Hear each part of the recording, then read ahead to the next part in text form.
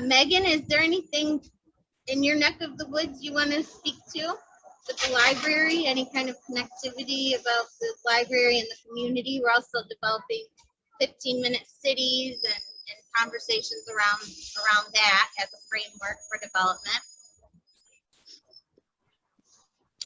No, I have nothing to say about the library at this time. Although if they suddenly got a big endowment, it would mean that I hit the lottery. Because I'm a reading addict and I don't go to the library often because I tend to read faster than libraries can get the books. But I do go there for reference purposes. I do sometimes. That's amazing. Well, just want to let you know, want to consider it. We have a solution for you. It's called, some people aren't really into it, but once you get into it, it's really cool. It's the ebooks and the audiobook. So you go to our home website and you go down to Overdrive. I've really been enjoying, it's sort of like the old-fashioned story, like stories on the radio where you can listen and work around the house.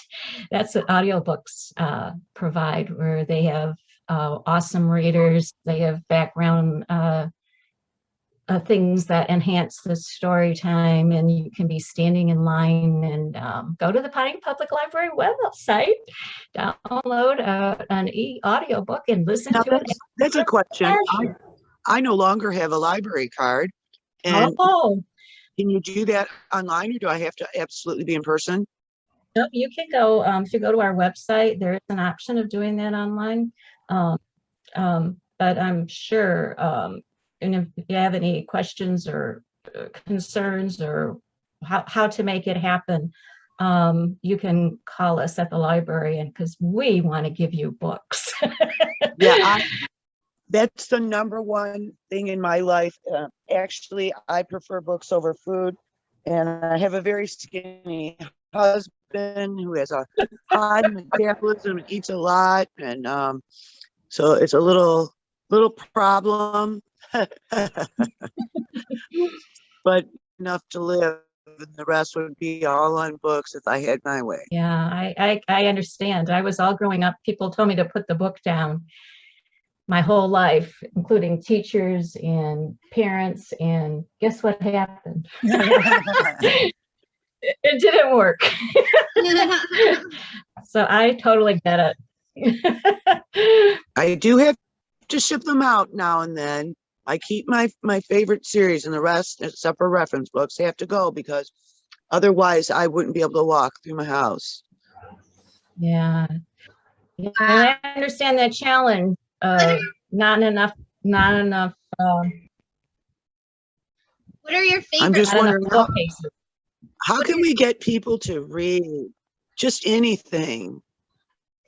That's always a problem. I mean, for children, you can start them off, but I wish we could get more people to read.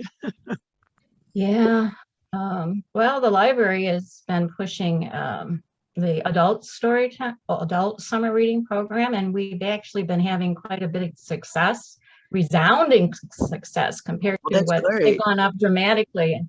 So the push is kids are a lot better at doing what they see than what you tell them to do. So our position has been, if they see you reading, you're much more likely to be successful in getting them to read. Whether it's serial books or signs on the street, or or books, if they see you reading at home, they're much more likely to be readers. So, well, I come from a home, if we even threw a TV guide, we were told that was a book and don't throw a book, and it was just a TV guide. Yeah, you can't walk. You could not walk into my parents' house without seeing somebody reading. Oh, I'd love to hear that story. I'd love to be able to share it somehow. That's just awesome. And I'm sure that there are kids that would see in you and hear that homespun family, and then becoming a councilwoman. I mean, that is so awesome.